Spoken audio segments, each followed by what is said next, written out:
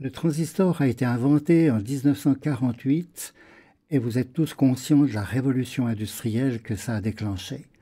L'électronique est un domaine extrêmement vaste et nous allons uniquement nous concentrer sur cet élément de base, le transistor, sous deux formes différentes, et cette différence fondamentale qu'il y a entre électronique analogique dans des amplificateurs de radio et électronique digitale dans les microcontrôleurs qui nous intéressent. Alors, le transistor du bricoleur, je dis, c'est le 3N3904, a un principe de fonctionnement très simple.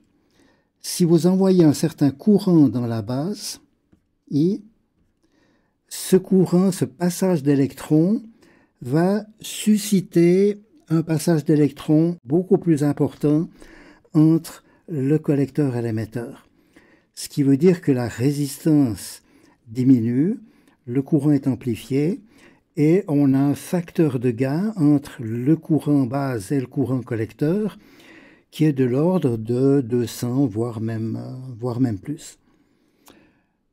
Donc maintenant, si on fait un câblage comme celui-ci, où pour observer le courant, on a mis une résistance et une diode lumineuse, sur la base, on doit toujours mettre une résistance parce qu'en fait, cette jonction entre la base et l'émetteur est une diode.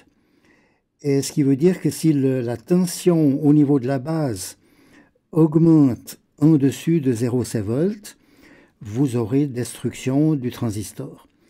Donc cette résistance, mettons 10 kΩ. Ici, mettons 1 kΩ comme d'habitude. Et maintenant, venons ici toucher avec le doigt, par exemple, entre ces deux points. Le doigt est pratique parce que c'est une résistance assez élevée que l'on peut varier en humectant simplement le bout du doigt. Si le doigt est sec, on a une résistance d'1 mégohm. Un courant très faible va passer dans la base, la tension sera là, et puis la diode risque à peine de s'allumer. Si on descend à 100 kΩ en mouillant un peu le doigt, eh bien, on va voir une augmentation de l'intensité lumineuse. Là, on est dans un mode analogique. Si maintenant, au lieu de mettre le doigt, on met un poussoir, eh bien, on a un état non pressé dans lequel le transistor ne conduit pas du tout, la diode est éteinte, et puis on a un état pressé où, étant donné la valeur de la résistance, eh bien, le transistor conduit, le transistor est saturé. On est dans un état, dans le fond, binaire, bloqué ou saturé, et c'est évidemment ce qui minimise la puissance dissipée au niveau du transistor, puisque quand il est saturé, sa résistance est très faible, alors que si on allume la diode à mi-intensité, eh bien le reste de l'énergie doit être dissipé dans le transistor. Alors, il existe le transistor dit complémentaire, mais nous n'allons pas en parler. La plupart des applications se font avec des transistors de ce type dans des boîtiers de formes différentes. Comme je l'ai dit, c'est un domaine extrêmement riche. Il y a des milliers de types de transistors différents. Ce qui nous intéresse, c'est le transistor qui est utilisé pour fabriquer le microcontrôleur. Alors, ce transistor est sensible à une tension. Donc, si la tension ici est supérieure à 1 volt, 2 volts, ça dépend du transistor, eh bien, la résistance diminue, le transistor conduit. Si la tension est inférieure à 1 volt, là, on est sûr que le transistor est bloqué. Et puis, avec le transistor complémentaire qui est là, eh bien, c'est l'inverse. Si la tension est inférieure à 3 volts, hein, on a 5 volts sur ce qu'on appelle le source. Alors, si la tension est inférieure à 3 volts, eh bien, le transistor va conduire. Et l'intérêt de ces deux transistors, c'est qu'on peut les associer et relier les deux entrées, relier les deux sorties. Et qu'est-ce qui se passe maintenant si on a une tension proche de 0 volts? Eh bien, ce transistor-là ne va pas conduire. Par contre, ici, on a 0 volts par rapport à 5 volts. Ce transistor va conduire et peut envoyer du courant sur une résistance que l'on brancherait ici. Si par contre, on a une tension de 5 volts, eh bien, c'est l'inverse. Le transistor du haut est bloqué, le transistor du bas est conducteur, et puis maintenant, on va pouvoir absorber du courant.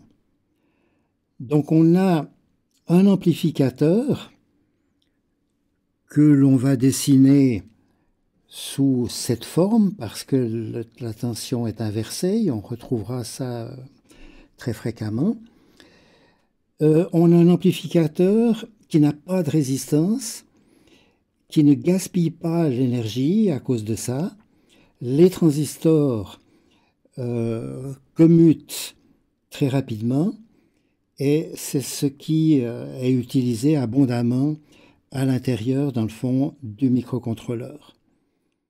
Et voilà ce qu'on trouve justement pour une sortie d'un microcontrôleur. Vous avez ici la logique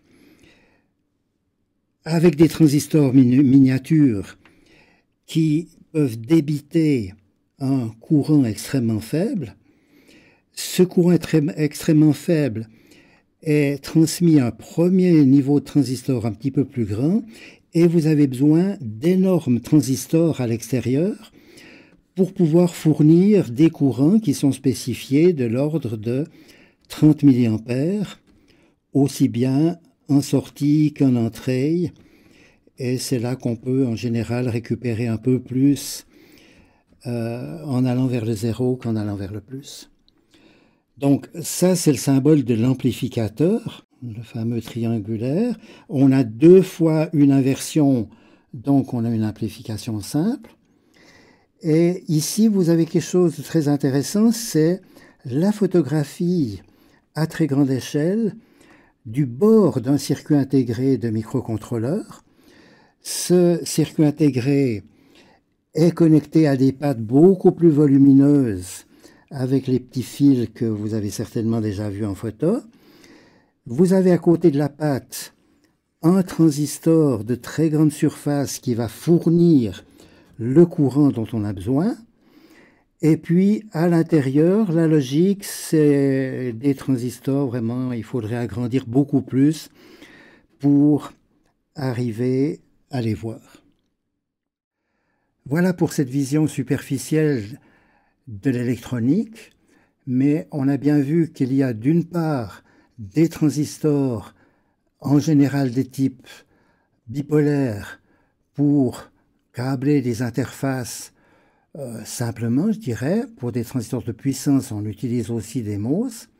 Et puis, à l'intérieur de la structure des microcontrôleurs, vous avez ces transistors extraordinaires qui se rapetissent chaque année et qui permettent une augmentation de performance continue.